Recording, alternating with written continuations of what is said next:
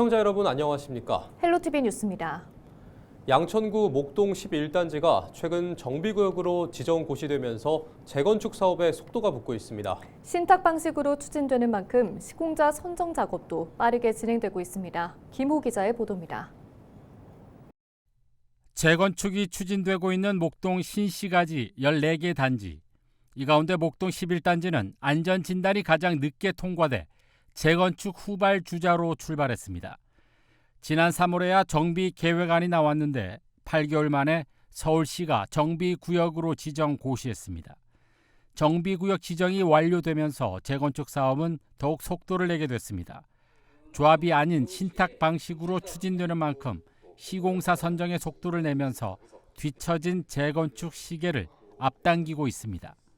현재 정비구역 지정 고시가 발표되었고 시행자 지정을 위한 동의서 진구가 시작됩니다.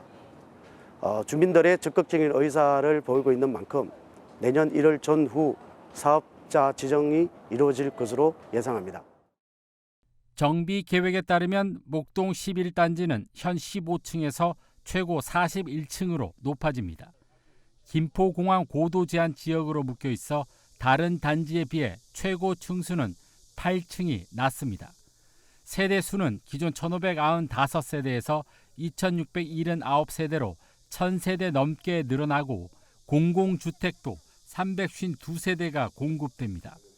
단지 안에는 근린공원이 조성돼 기존 신트리공원, 개남 근린공원과 연계한 목동지구 남측 거점 공원이 만들어집니다. 또 도로 배치와 공원 연계성을 강화해 보행 안전과 그린 네트워크 구축도 설계에 반영됐습니다. 인근 개남 근린공원 그리고 단지 내에 조성되어지는 2개의 근린공원 그리고 기존 학교 시설 등을 감안해서 기반시설 등 인접단지 등을 고려해서 전체적으로 자연 친화형 단지가 조성될 수 있게끔 다양한 배치 계획들을 마련을 하였습니다. 양천구의 관문인 목동 11단지 정비구역 지정 고시로 재건축 사업이 본 궤도에 오르면서 서울 서남권 주거지 재생에 신호탄이 될 것으로 기대됩니다. 헬로티비 뉴스 김호입니다. 지난 15일 승객 80여 명을 태운 한강버스가 바닥에 걸려 멈추는 사고가 발생했는데요. 이와 관련해 서울시의회 더불어민주당이 안전이 검증되지 않은 상태에서의 운행은 사고의 반복이 아니라 사고의 방치라며 한강버스 운항을 전면 중지하라고 촉구하고 나섰습니다. 의원들은 한강버스 운항이 시작된 이후 부표 관리 부실 등 크고 작은 사고가 17건이나 발생했다며 그럼에도 서울시는 대수롭지 않다는 듯 운행을 강행해왔고 사고는 되풀이되고 있다고 지적했습니다. 17일 오전 서울 양천구 신정동에서 발생한 버스 7중 추돌 사고는 버스 기사가 사고 당시 브레이크가 아닌 가속 페달을 밟았던 것으로 확인됐습니다. 양천경찰서는 신정동 버스 추돌 사고와 관련해 주변 CCTV와 버스 내 회전 속도계를 확인한 결과 버스 운전자 50대 A씨가 가속 페달을 밟은 것으로 확인됐다고 밝혔습니다. 다만 경찰은 A씨에 대한 음주와 약물 검사는 모두 음성으로 나왔다고 덧붙였습니다. 이번 사고는 17일 오전 7시 11분쯤 양천구 신정동에서 버스 2대와 승용차 4대, 화물차 1대 등 차량 7대가 연쇄적으로 부딪히며 발생했습니다. 사고로 버스 승객과 차량 운전자 등 14명이 부상을 당해 인근 병원으로 이송됐으며 4명은 중상, 10명은 경상을 입은 것으로 전해졌습니다. 은평구가 겨울철 한파 대비 종합대책을 추진합니다. 한파 대비 종합대책 추진 기간은 내년 3월 15일까지로 이 기간 한파특보가 발령되면 한파 종합지원 상황실을 가동해 대응에 나섭니다. 구는 혼자 사는 어르신 등 취약계층 보호를 최우선으로 다양한 지원 활동에 나설 계획입니다. 부서별로 한파 상황관리 체계를 구축해 어르신 난방용품 지원, 취약계층 안부 확인, 한파 쉼터 운영 등을 추진합니다. 또 한파특보 발령 시에는 보호가 필요한 주민들을 위해 응급대피소를 개방하고 24시간 상황실을 운영해 한파 피해 신고를 실시간으로 접수합니다. 인천시가 17일 정부 서울청사에서 기후에너지환경부, 서울시, 경기도와 함께 수도권 생활폐기물 직매립 금지 제도의 내년 1월 시행을 원칙으로 하고 실무 협의를 진행했습니다.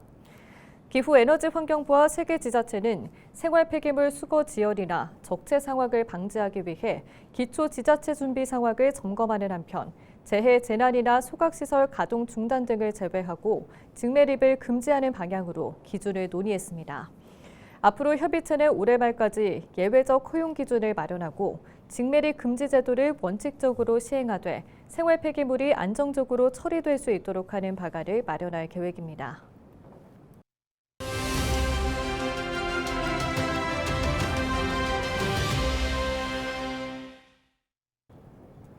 2026년 1월 1일 수도권 매립지의 생활 폐기물 직매립 금지 시기가 코앞으로 다가왔습니다.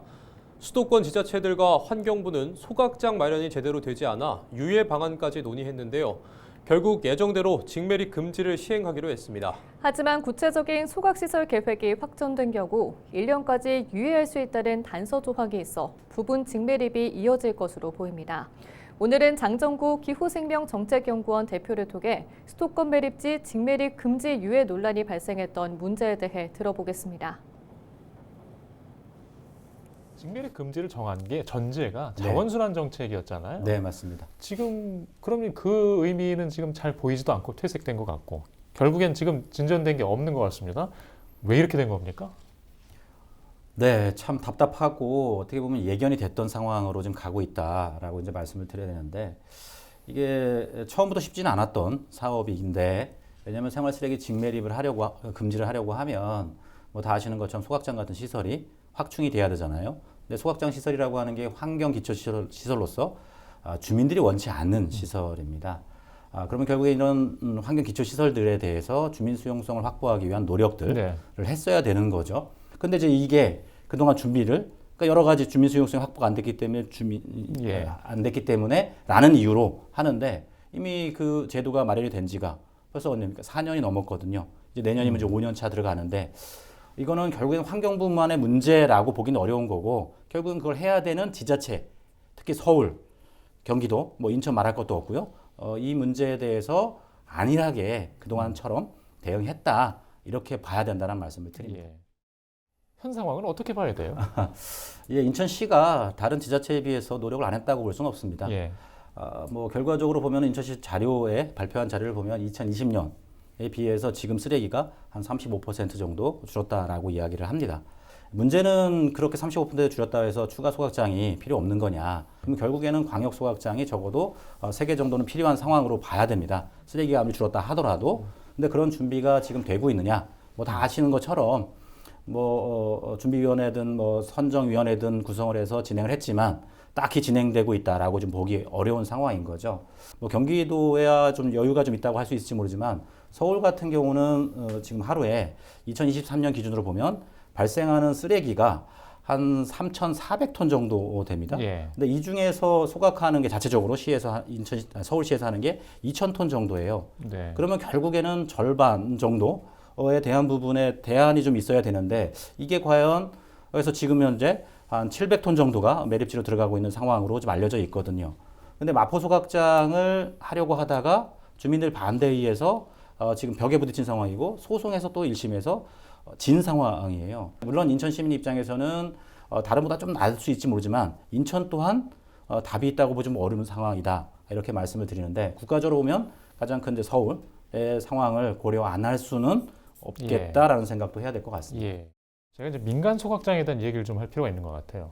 불가피하게 임시로 민간 소각장을 활용할 수는 당연히 이해를 하는데 민간 소각장 쪽으로 앞에 공공 소각장 문제 해결되지 않으면 대안으로 굳어질 가능성도 적지 않잖아요. 뭐 환경운동하는 사람으로서 가장 우려가 되는 지점이 바로 그 지점이다라는 말씀을 일단 드립니다.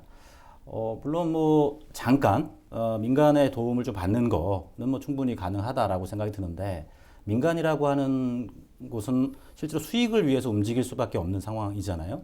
만약에 이제 이걸 민간에 위탁을 해서 처리한다라고 하면 민간 시설들은 이제 확장을 해야 될 거고 일정 정도 벌이가 되기 위해서 쓰레기를 받아야 되는 상황일 거라는 거예요. 왜냐하면 결국에는 행정에서는 실제로 쓰레기를 줄이기 위한 노력을 해야 되는데 민간 입장에선 쓰레기를 줄일 이유가 없는 거죠. 왜냐하면 쓰레기가 많이 들어올수록 처리하는 비용을 본인들이 더 받을 수 있는 상황인 거잖아요. 그러면 그들은 쓰레기를 줄이려는 노력을 할 이유가 없는 상황이 될 수 있다는 겁니다. 결국에는 이거는 자원순환 정책 전체 전반을 흔들 수 있는 사안이기 때문에 아주 제한적으로 뭐 선택은 할 수 있겠다. 근데 그것 또한 명확하게 사회적인 약속. 근데 요즘은 사회적인 약속이 행정 간의 한 협의도 지키지 않는 상황이기 때문에 얼마나 효력이 있을지 모르지만 상당히 우려가 되는 지점이다. 인천 특수교사 사망 진상규명을 위한 비상대책위원회가 지난해 10월 세상을 떠난 특수교사의 사망 책임자 처벌을 요구하고 나섰습니다. 비상대책위는 오는 19일 남동경찰서에 인천 특수교사 사망 책임자 처벌을 위해 형사고발을 진행한다고 밝혔습니다. 비대위는 그동안 인천시 교육청은 특수교사 사망의 진상규명과 책임자 처벌이라는 비대위와 인천시민 요구에 시간 끌기로 일관했다며 책임자 처벌을 인천시 교육청에 맡길 것이 아니라 직접 고발하기로 했다고 말했습니다. 이를 위해 비대위는 고인의 기일인 10월 24일에 맞춰 1,024명의 공동 형사고발인 모집에 나선 상태입니다.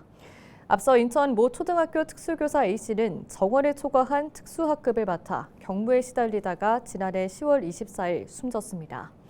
당시 그는 자신이 맡은 학생 8명 외에도 통학학급에 있는 특수교육 학생 6명을 수시로 지도하고 매주 29교시의 수업과 행정 업무까지 함께 맡는 등 경무에 시달렸던 것으로 파악됐습니다. 올 한 해 인천항을 찾은 크루즈가 코로나19 이후 역대 최다를 기록했습니다. 인천항만공사는 올해 기항 15항차, 모항 15항차 등 모두 30척의 크루즈가 인천항을 찾았다고 밝혔습니다.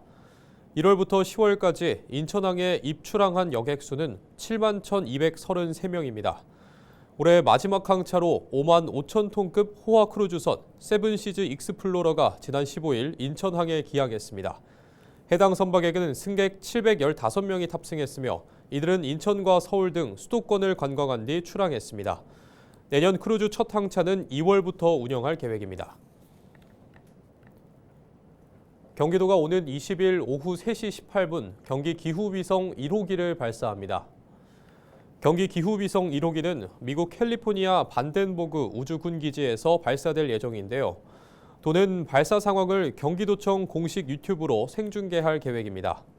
경기 기후위성 1호기는 약 500km 상공에서 경기도 지역을 통과할 때마다 홍수와 산불 등 자연재해로 인한 피해와 식생 변화 등을 모니터링할 예정인데요.